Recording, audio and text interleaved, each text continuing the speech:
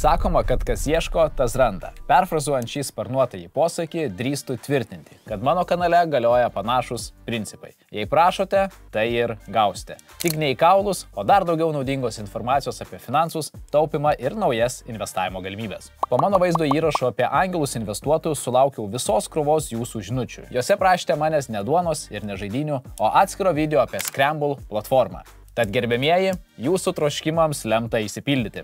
Šiandien po kuliuką išnarstysime šios platformos veiklos principus, sužinosime, kam jie išvis yra reikalinga, ar tikrai mūsų pinigai joje bus saugus it po 9 užraktais ir kas svarbiausia, tai kiek išlamančiųjų galima tikėtis iš jos uždirbti. Juk pinigus skaičiuoti mėgstame visi. Aš ne išimtis. Tik man dar ir tavo laiko kiekis skaičiuoti patinka. Tad nebūk šikštuolis, spausk į dangų iškelto nykščio mygtuką, prenumeruokis mano kanalą ir turtėkime kartu. Važiuojam.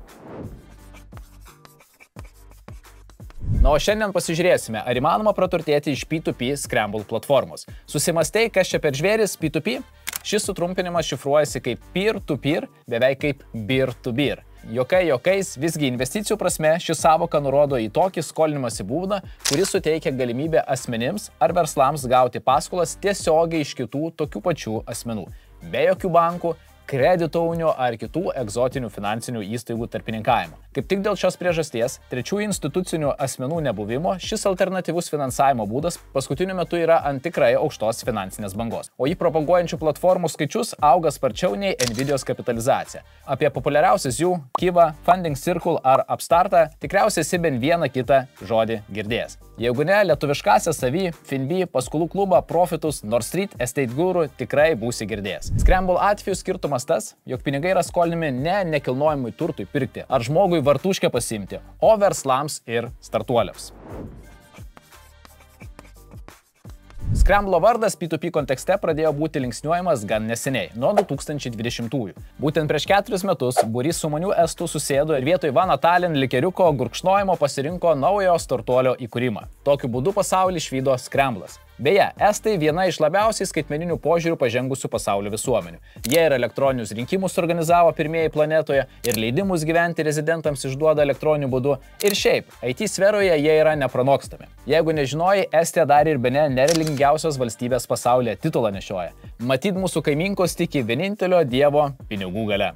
O būtent pinigų pritraukimui ir skirtas Scramble projektas. Pačia bendriausia prasme tai internetinė bendruomenė suteikianti smulkaus verslo atstovams galimybę gauti finansavimą tiesiogiai iš investuotojų. Dažniausiai mažmeninių. Pasak pačių platformos teigėjų, pagrindinis jų tikslas supažindinti tokius investuotojus su plataus vartojimo prekių ženklais, kurie ieško kapitalo savo tolimesniam augimui. Ir žinoma padaryti taip, kad šie priešingose pareigatų pusėse esantys veikėjai sustiktų vienoje vietoje. Būtent pas juos skrembliečius sukurtame projekte. Be jokių laiko gaišimų ar streso. Žodžiu, tik geriausia investavimo patirtis included. Pasižiūrėjus į pagrindinį Scramble puslapį, matome, jog šiuo pasiūlymu jau spėjo susigunti daugiau nei 18 200 userių, o bendromis jų pastangomis platforma jau yra pritraukusi daugiau nei 8 milijonus eurų kapitalo. Tik nepanikuok, tau norint investuoti per šią platformą jokių milijonų neprireiks. Dar vienas Scramble patrauklumas yra tai, jog savo skolinimosi kelionę gali pradėti turėdamas viso labo 10 eurų kišenėje, o mainais už tai tau siūlomas vidutinis 15% siekiantis investicijų pajamingumas. Tiesiog palyginimui, vidutinė S&P 500 indekso metinė grąža nuo pat jo įvedimo 1957 siekia 10,5%. Britiškasis FTSE 100 savo investuotojus kasmet pradžiugina vidutinė 6,8% grąža. Tai atrodo, jog visai neblogos perspektyvos tame Scramble mums šviečia, ane? Kaip žinia, teorija be praktikos kaip lėktuvas be sparnų. Stovėti gal ir pastovės, bet toli tikrai nenuskris. Tad pasižiūrėkime, kaip ši platforma veikia realaus laiko režime. Pirmiausia, ką turime padaryti, tai aišku joje užsiregistruoti. Ta padaryti ne ką sudėtingiau nei maisto iš Barboros susisakyti. Sustabdyk šį video, spausk nuorodos po šio vaizdo įrašu, nes registruojantis per mano nuorodą gausi atitinkamų bonusų tiek tu, tiek aš. Kitaip sakant, win-win. Susivedi savo elektroninį paštą, sugalvoji kokį nors įmantrų slaptažodį, tik prašau šį kartą be jokių slaptažodžių kaip 1, 2, 3, 4, 5, 6, password ir I love you. Su tokia fantazija tavo pinigai tikrai nebus saugus. Varnelės pažymėjimu patvirtini, jog esi humanoidas, suprask, žmogus, spaudi register mygtuką, toliau susivedi savo asmens informaciją, vardą, pavardę, adresą ir kas svarbiausia, telefono numerį. Į savo mobiliaką gauni patvirtinimo kodą, atkartoji jį tam skirtame lange ir sveikinu, ką tik tapai registruotų Scramblo userių. Juk nebuvo taip sudėtinga. Tiesa? Jeigu manai, kad tau to užteks norint džiaugtis visais Scramblo privalumais, dėja, turiu tave nuliūdinti. Kaip ir kiekvienoje rimtesnėje institucijoje, turinčia bent kažką bendro su pinigais, čia irgi privalėsi patvirtinti savo tapatybę. Tam tau prireiks galiojančio asmens dokumentų ir sugebėjimo pasidaryti selfie. Taip, žinau, kad jei tik kažkur prireikia įkelti savo paso nuotrauką, dažnam žmogui pasireiškia hit and run mąstymas arba mažiausiai atmetimo reakcija. Visgi patikėk manim, tapatybės patvirtinimo reikia ne jo prašančiai institucijai ar įmonei, o tau pačiam. Kodėl? Nes tik tokiu būdu finansinės paslaugas teikianti kompanija galės tave apsaugoti nuo Nigerijoje tupinčių skemerių, tapatybės vagysčių ir visų kitų siaubekų, kurie gali tave ištikti blogiems dėdėms pasisavinus tavo paskyrą. Taigi drąsiai įkeliame asmens dokumento nuotrauką, plačiai parodome 32 dantis savo atvaizdui selfie kameroje, savo dantis šiai dieną aš tiesinu. Ir palaukime, kol Scramblo darbuotojai patvirtins, jog tu tai tikrasis tu ir niekas kitas. I been there, done that, patikėk, tikrai saugu ir patikime. Jeigu tvirtindamas tapatybę kažkur pastriksi, nebėda. Scrambliečiai turi itin greitą klientų suportą. Jiems gali skambinti, siųsti elektroninius laiškus, o jų WhatsApp atsakinėjimo tempai išvis kosminiai. Bet kuriuo atveju, kai sustvarkysi visus šios elektroninės biurokratijos reikalus, viskas. Tavo bėdos bus baigtos visiems laikams ir galėsi pradėti investuoti. Toliau pakalbėkime apie tai, kaip įnešti pinigus ir parekomenduoti draugą. Kaip tai padaryti? Pirmiausia, reikėtų įnešti pinigus. Scramble tą gali padaryti paprasto bankinio pavedimo būdu. Visa, Mastercardai, Google Pay, Apple Pay, visi šie mokėjimo variantai taip pat yra labiau nei laukiami ir akceptuojami. Be to, Scramble siūlo ir draugų pritraukimo referral programą. Na juk kam investuoti vienam, jei tą gali daryti kartu su bendraminčiais. Žodžiu, veikia ši mistika tokiu būdu. Gauni savo unikalų Scramblo referinimo kodą, pasidalini juos su asmeniu, kurį jis gali sudominti, jeigu 30 dienų bėgyje šis individas tavęs neignoruoja ir užsiregistruoja platformoje, jis pats gauna 5 eurų bonuso, o tavo atlygis priklausys nuo jo investuotų sumos. Easy as that. Visgi mažiau kalbų, daugiau darbų. Pinigus įnešėm, draugus pareferinom, tai gal jau galim pradėti investuoti. Kaip ir kur tą daryti? Keliaujame į skiltį Investing, investicijų skiltį pagrindinėme meniu. Naviguoti jame galėtų net vaikas ar tavo močiutė. Platformos interfeisas sudėliotas ypač patogiai ir logiškai. Ir vieno pelės mygtuko paspaudimu jau matome visą dabartinio raundo informaciją. Beje, mielas mano žiūrovė, mano kanalo prenumerata tau te kainuoja lygiai tiek pat vos vieną mygtuko spustelėjimą. Taigi sustabdyk šį video ir paspausk tą subscribe mygtuką. Nebūk gailiuga. Bet grįžkime prie informacijos, kuri yra svarbi kiekvienam Scramblo investuotojui. Tai yra raundo duomenys. Raundas arba turas su kovos menais nieko bendro neturi. Tai laikotarpis, kuomet investuotojai gali skirti tam tikrą pinigų sumą, o jau ji bus paskirsta tarp įmonių dalyvaujančių šiame ture. Paprastai Scramblo raundas prasideda kiekvieną pirmąją mėnesio dieną ir tęsiasi maždaug 2 savaitės. Tavo patogumo dėliai platforma pati atsiųs tavo elektroninį laišką su tiksliomis datomis ir priminimais apie jas. O ir pats šią informaciją visat galėsi pasitikrinti dashboardo skiltyje. Štai pavyzdžiui, dabar joje matau, jog šį mėnesį ketinama surinkti 415 000 eurų. Čia taip pat galiu be jokių slapukavimų stebėti visą pinigų pritraukimo procesą. Kiek procentų sumos jau yra surinkta ir kiek dar trūksta iki pilnos laimės.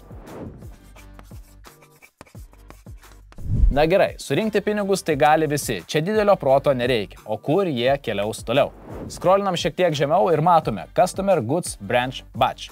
Šūsniai įmonių, kurias keliaus šį mėnesį surinktos lėšos. O kodėl būtent jas, paklausytų manęs.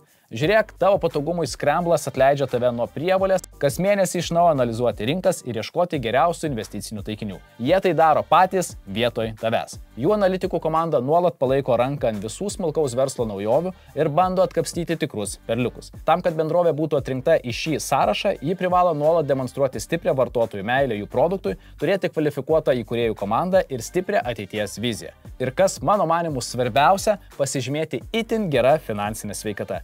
Jokių ten įsiskolinimų, stagnuojančio augimo potencialo ar kitų šlubuojančių finansinio imuniteto apraiškų. Pats asmeniškai ieškodamas kompanijų į savo investicinius portfelius taip pat vadovaujusiu šiais kriterijais.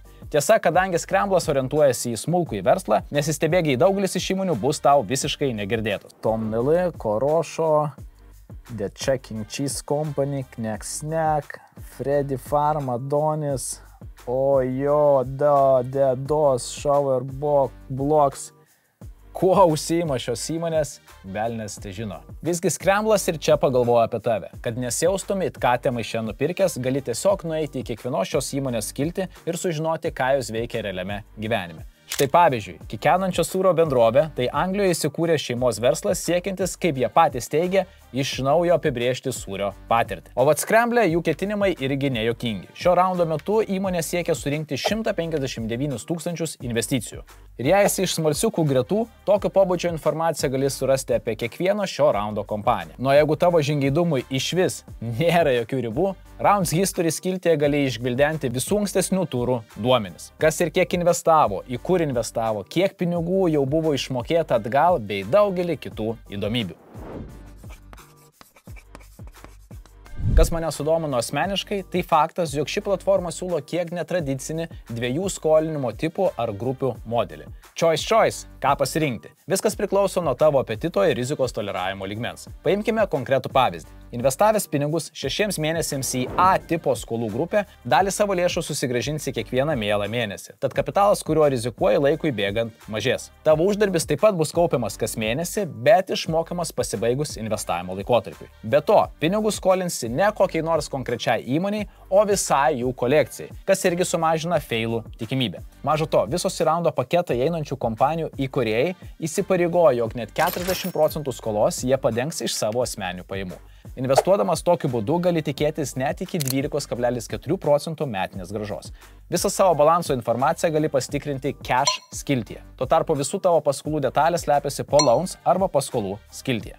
Na žinoma, jeigu esi kiek labiau toleruojantis riziką, investicijų prasme gali rinktis aukštesnio rizikingumo B grupės skolinimas. Čia, kaip ir minėjau, rizika kiek didesnė, tačiau ir tikėtinas atpildas priverčia susimastyti iki 25% investicinės grąžos. Dar vienas variantas - nekišti visų kiaušinių į vieną pintinę ir rinktis abi šias paskolų grupės.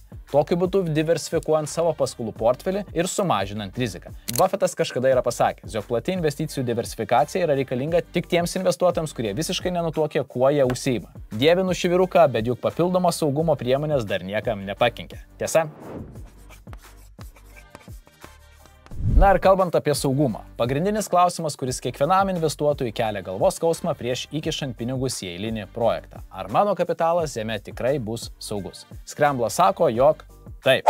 Kiekviena paskola yra dengiama iš ankstinių mokesčių ir reguliariomis mėnesinėmis įmokomis. Priešingai nei pavyzdžiui kriptovaliutų srityje, čia tikėtina paskolų grąža yra žymiai lengviau nuspėjama ir apskaičiuojama. Pats Scramble yra reguliuojamas akylų ES stebėtojų, o jau pro jų akis niekas nepraslys. Be to ir patys platformos įkūrėjai ne tik nukreipia klientų pinigus į atrinktas įmonės, svarbiausiai jie jas investuoja ir nuosavą kapitalą. Galiausiai Scramblas dirba tik su skaidriomis ir sąžiningomis itin naujoviškų idėjų turinčiomis įmonėmis. Tad sėkmingų projektų įgyvendinimu suinteresuoti visi. Pati platforma, joje besiskolinčios kompanijos, tu ir aš. Taigi klausimas tau, kiek pinigų siūlai man įsidėti į Scramblo piniginę ir suinvestuoti šį mėnesį? Laukiu tavo komentaro po šio vaizdo įrašu. Taip pat labai norėčiau, jog man pasufleruotum, kokios dar temos tave domina. Apie ką dar norėtum, jog būtų mano sekantis vaizdo įrašai.